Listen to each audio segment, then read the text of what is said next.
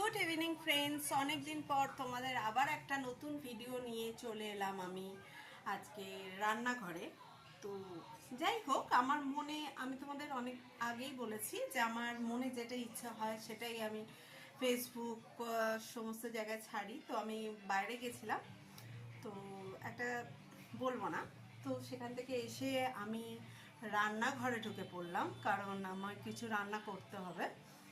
তো বরের জন্য নয়, কারোর জন্য নয়, শুধু আমার জন্য, কারণ ওদের রান্না অলরেডি আছে।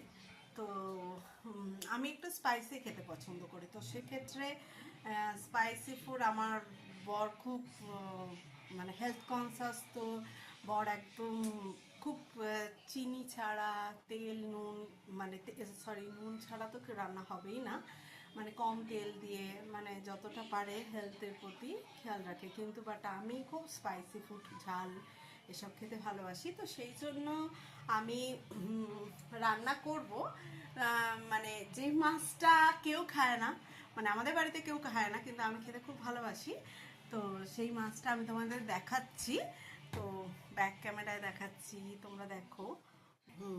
এই মাছটা তেলাপিয়া মাছ। এই মাছটার নাম নিশ্চয়ই জানো। ফ্রিজ থেকে বার করলাম, পুরো বরফ হয়ে গেছে, ঠিক আছে।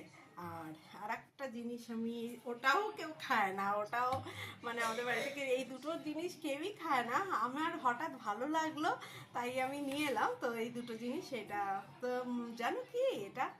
তো এইটা মুরগির মানে বিভিন্ন স্টমাক আছে, লিভার আছে। তো এই এই জিনিসগুলো আমার হঠাৎ খেতে ইচ্ছে হলো, তো আমি জাস্ট একটু ফ্রাই করে তো এটা আমি খাবো।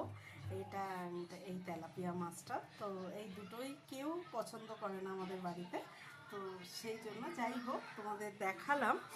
জানি না রান্নাটা কতদূর কি টেস্টি হবে, তো আমি আমার মতন করে রান্না করব, যেহেতু আমিই খাবো। তো সেক্ষেত্রে আমি আমার মতন রান্না করব। তো সেই জন্য তোমরা দেখো, পরবর্তী ভিডিও নিশ্চয়ই তোমাদের আমি দেখাবো যে রান্নার পর কেমন হলো, বা রান্না করতে করতেও দেখাবো।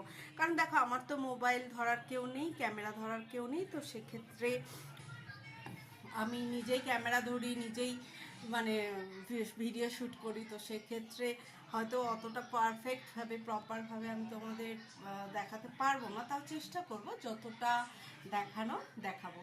তো যাই হোক, সময় নষ্ট না করে আমি, আমার আরও কাজ আছে, তো সব কিছু তো আমি ডিসক্লোজ করি না কারো কাছে।